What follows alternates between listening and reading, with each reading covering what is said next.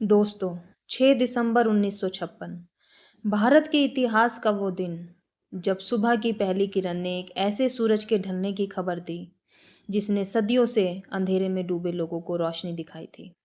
एक महान योद्धा, भारत के संविधान निर्माता और करोड़ों दिलों की धड़कन बाबा साहेब अम्बेडकर ने इस दुनिया को हमेशा के लिए अलविदा कह दिया था। आइए विस्तार से जानते हैं उस दिन के बारे में जिस दिन हमारे बाबा साहेब अम्बेडकर ने इस पूरी दुनिया को अलविदा कह दिया था। दोस्तों, डॉक्टर भीमराव अंबेडकर ने बौद्ध धर्म अपनाने के बाद लगभग सभी बौद्ध तीर्थ स्थलों से दिल्ली वापस आ गए और दिल्ली आते ही उन्होंने अपने सेवक रतु से अपने कुत्ते के स्वास्थ्य और बम्बई में चल रहे सिविल सूट के बारे में पूछताछ की। तो रतु की तरफ से उन्हें उत्तर सही नहीं मिला तो वह घर पहुंचकर दुखी हो गए।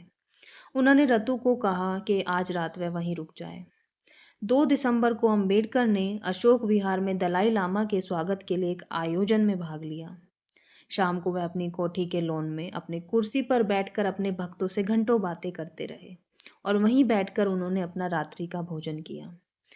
और अगले दिन डॉक्टर अंबेडकर अपनी कोठी के आउट हाउस में अपने माली को देखने गए, जो 3 दिन से बुखार में पड़ा था। उनकी निर्धन पत्नी उनकी चारपाई के पास खड़ी थी और अपने बिस्तर पर पड़े उन्होंने बाबा साहिब को नमस्कार किया और थोड़ा सा मुस्कुराकर उनका आदर सत्कार किया।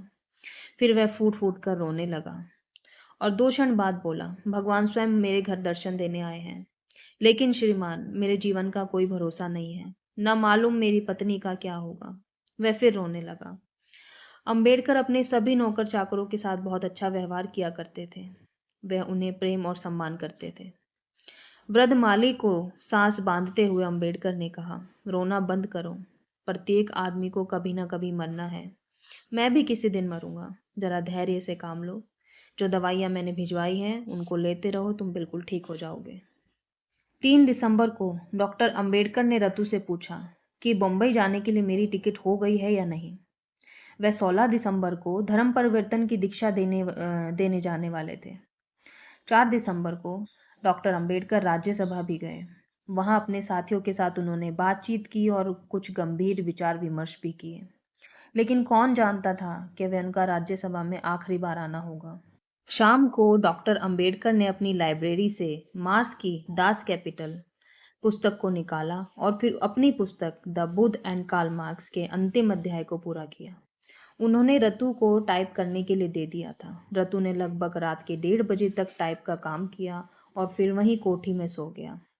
5 दिसंबर की सुबह रतु जल्दी उठ गया, पर बाबा साहेब सोए हुए थे। बाबा साहेब लगभग पौने 9 बजे उठे। रतु ने उन्हें प्रणाम किया और रुखसती ली। निहायत ही ईमानदार और सच्चा भक्त अपनी साइकिल लेकर दफ्तर रवाना हो गया। बाबा साहेब अम्बेडकर ने आखिरी दिनों में रतु ही उनका एकमात्र भक्त था जो अपने दफ्तर के अलावा सुबह शाम उनकी सेवा में लगा रहता था और जिसने डॉक्टर अंबेडकर के निकट रहने का सौभाग्य प्राप्त किया। रतु लगभग शाम को 6 बजे आया। शाम को बाबा साहेब ने रतु को कुछ टाइप का काम दिया। उस दिन बाबा साहेब अम्बेडकर अपनी पत्नी सविता को लेकर कुछ गुस्से में थे। रात के 8 बजे तक बाबा साहेब बिल्कुल शांत हो गए थे। सच्चा भक्त रतु उनकी टांगों को दबा रहा था। डॉक्टर भीमराव अंबेडकर ने रतु से कहा कि उनके सर में तेल मालिश कर दे।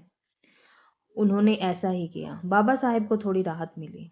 उसी बीच उनका रसोइया सुदामा आ पहुंचा और सूचना दी कि भोजन तैयार है। बाबा साहेब ने कहा कि वह थोड़ा सा चावल खाएंगे और कुछ नहीं। और कुछ देर बाद बाबा साहेब भोजन कक्ष में जाने के लिए उठ खड़े हुए। रतु के कंधों पर हाथ रखा और वह अलमारी के पास गए और 2-4 पुस्तक अपने हाथों में ले ली। पुस्तक ही तो उनकी वास्तविक जीवन साथी थी। रतु की सहायता से वह अपनी कुर्सी पर बैठ गए।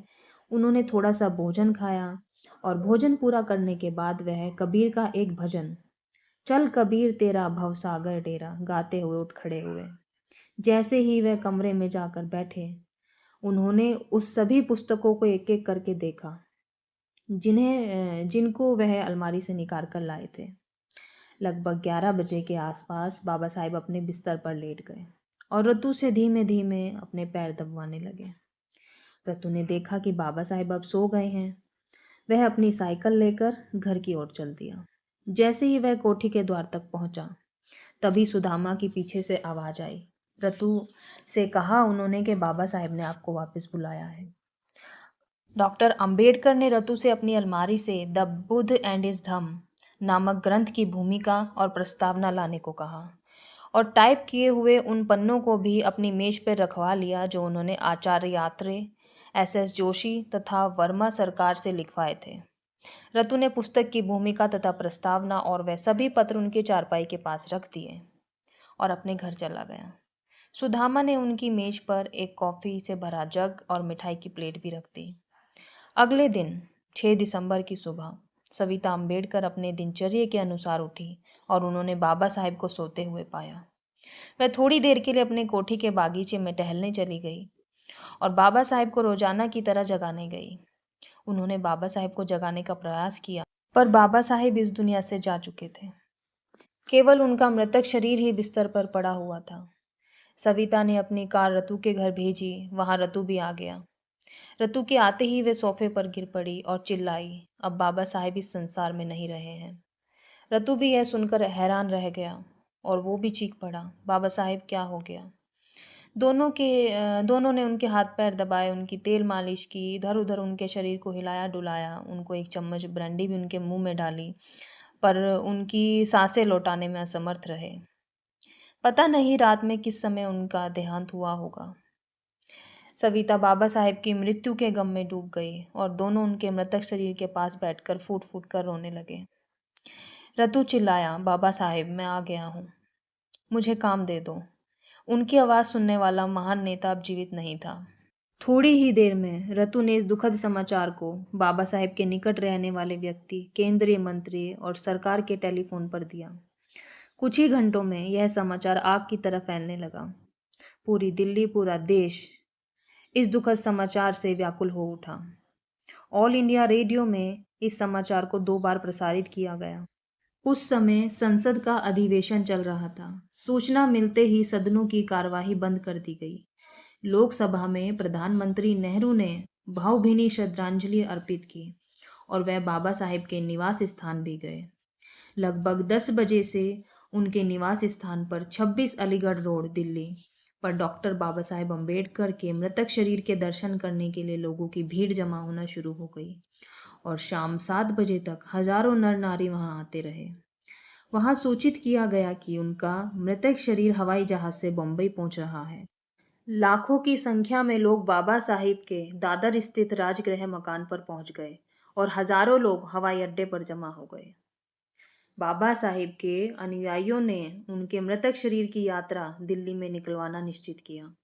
शाम 6:30 बजे उनके शरीर को एक ट्रक पर रखकर सजाया गया और झल्लूस 26 अलीगढ़ रोड में मुख्य बाजारों में होते हुए सफदरगंज हवाई अड्डे पर पहुंचा। लगभग 10:30 बजे बाबा साहेब का मृतक शरीर बम्बई के लिए रवाना हो गया और 7 दिसंबर को दोपहर तक अंतिम संस्कार के सभी प्रबंध पूर्ण हो गए थे। उनके शरीर को फिर एक ट्रक पर सजाया गया और उन्हें फूल मालाओं से लपेटा गया और उनके सर के पास भगवान बुद्ध की एक प्रतिमा रखी गई। लगभग 1:30 बजे जुलूस प्रारंभ हुआ और मुंबई के मुख्य बाजारों से होते हुए दादर शमशान घाट पर जा पहुंचा। शाम के अंधेरे में बाबा साहेब के मृतक शरीर को चंदन की चिता पर रखा गया और उनके पुत्र यशवंत राव ने उनकी चिता को 7:30 बजे अग्नि दी। इस प्रकार अंतिम विदाई के साथ एक महापुरुष, महान विचारक, समाज सुधारक और दलितों के मसीहा के जीवन का अंत हुआ था। दोस्तों, जिस मसीहा ने हमें जीना सिखाया, हमें जीने का अधिकार दिया, हमें पढ़ने का अधिकार दिया, हमें अच्छा खाने पहनने का अधिकार दिया, उसके अंतिम समय को पढ़ना मेरे लिए बहुत मुश्किल था। तो आप लोग भी इस वीडियो को पूरा देखें और अपने जितने भी भाई बहन हैं हमारे बहुजन समाज के सब तक पहुंचाएं और लाइक और शेयर जरूर करें वीडियो को। धन्यवाद। जय भीम, नमो बुद्धाय।